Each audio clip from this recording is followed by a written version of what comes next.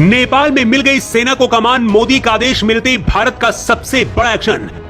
भारत को दूसरा नेपाल बनाने की साजिश, क्या राहुल गांधी भी कर रहे नेपाल वाली गलती? भारत में शामिल होना चाहता था नेपाल, लेकिन कांग्रेस की एक गलती ने सब कुछ कैसे बिगाड़ दिया? कांग्रेस अगर एक गलती नहीं करती तो आज नेपाल के हालात ऐसे नहीं होते। नेपाल भी भारत का हिस्सा होता। सिक्किम, अरुणाचल प्रदेश की तरह नेपाल भारत के कब्जे में होता। नेपाल कभी भी अंग्रेजों का गुलाम नहीं रहा। हिटलर ने भी एक बार कहा था कि अगर नेपाल जैसे गोरखा सैनिक उसके पास होते तो उसे दुनिया जीतने से कोई नहीं रोक सकता था।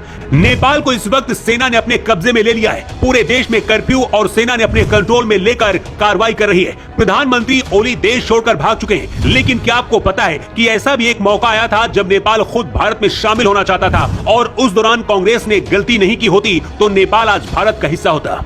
नेपाल में 1846 से 1951 तक राणा शासकों का निरंकुश शासन था। इस दौरान नेपाल पूरी दुनिया से अलग थलग था। 1947 में भारत आजाद हुआ। 1949 में चीन की क्रांति के बाद नेपाल के हालात भी बदले। नेपाल में 1951 में सत्ता का बदलाव हुआ। राजा त्रिभुवन विदेश से नेपाल आए। इसके बाद उन्होंने संवैधानिक राजतंत्र प्रणाली के तहत लोकतंत्र की शुरुआत की। नेपाल में जो हो रहा है इसका अंदाजा राजा त्रिभुवन को पहले हो गया था। इसलिए उस दौरान राजा त्रिभुवन ने पीएम जवाहरलाल नेहरू को नेपाल को भारत के एक प्रांत बनाने के लिए प्रस्ताव दिया था। भारत के पूर्व राष्ट्रपति और दिग्गज कांग्रेसी नेता प्रणब मुखर्जी ने अपनी जीवनी द प्रेसिडेंशियल ईयर्स में खुद इस घटना का जिक्र किया है। प्रणब मुखर्जी ने अपनी किताब द प्रेसिडेंशियल ईयर्स के 11वें chapter my prime minister difference style difference temperament शीर्षक में लिखते हैं, नेपाल के राणाओं के राज को राजशाही से बदल दिया गया। नेहरू चाहते थे कि नेपाल में लोकतांत्रिक शासन हो। नेपाल के राजा त्रिभुवन वीर विक्रम शाह ने नेहरू को सुझाव दिया था कि नेपाल को भारत का एक प्रांत बना दिया जाए, लेकिन नेहरू ने इस प्रस्ताव को अस्वीकार कर दिया था। प्रणब मुखर्जी आगे ये भी लिखते हैं कि नेहरू की जगह अगर इंदिरा गांधी होती तो ये गलती कभी नहीं करती। इंदिरा गांधी वही करती जो उन्होंने सिक्किम के साथ किया था। इंदिरा गांधी के शासन काल में ही 1975 में सिक्किम रियासत का विलय भारत में हुआ था। कश्मीर से लेकर पीओके तक चीन के कब्जे वाला स्काई चीन, ये सब नेहरू की देन है। नेहरू की गलती की वजह से पीओके भारत से अलग हुआ और नेपाल खुद भारत में शामिल होना चाहता था, लेकिन इसके बाद भी नेहरू ने भारत का प्रांत इसे नहीं बनने दिया। अगर उस वक्त नेहरू ये गलती नहीं करते तो नेपाल के ऐसे हालात आज नहीं होते और भारत का हिस्सा होता। लेकिन नेपाल वाली गलती अब भारत में भी शुरू हो गई है।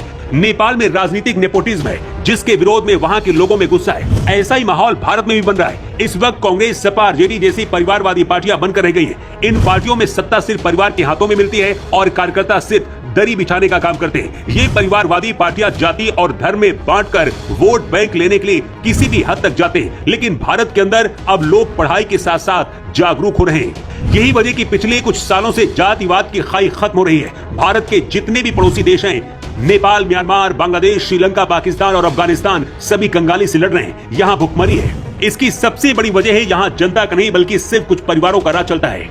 नेपाल में जो हो रहा है ऐसे ही हालात पैदा करने की भारत में भी कोशिश होती है। राहुल गांधी और इंडिया गठबंधन के नेता विकास पर बात नहीं करते, सिर्फ जाति, आरक्षण और धर्म के नाम पर अफवाहें फैलाते, जो कि देश के लिए खतरनाक है। कांग्रेस की गलती की वजह से पीओके बना और कश्मीर में ऐसे हालात हैं। नेपाल भी भारत का हिस्सा होता अगर नेहरू ने गलती नहीं की होती। नेपाल के लोग भी इसका खामियाजा भुगत रहे हैं और हालात ऐसे हैं कि पिछले 17 साल में नेपाल में 14 प्रधानमंत्री बन चुके हैं और अफगानिस्तान के बाद नेपाल एशिया का सबसे गरीब देश बन चुका है। नेपाल के हालातों को देखते हुए पीएम मोदी ने सेना को अलर्ट कर दिया है। नेपाल से लगते बॉर्डर पर खुफिया एजेंसियां और सेना नजर बनाए हुए ताकि किसी भी हालत से निपटा जा सके। लेकिन क्या भारत को नेपाल की इस हालत पर दखल देना चाहिए? आपकी राय क्या है? कमेंट करके आप जरूर बताएं। Bureau report.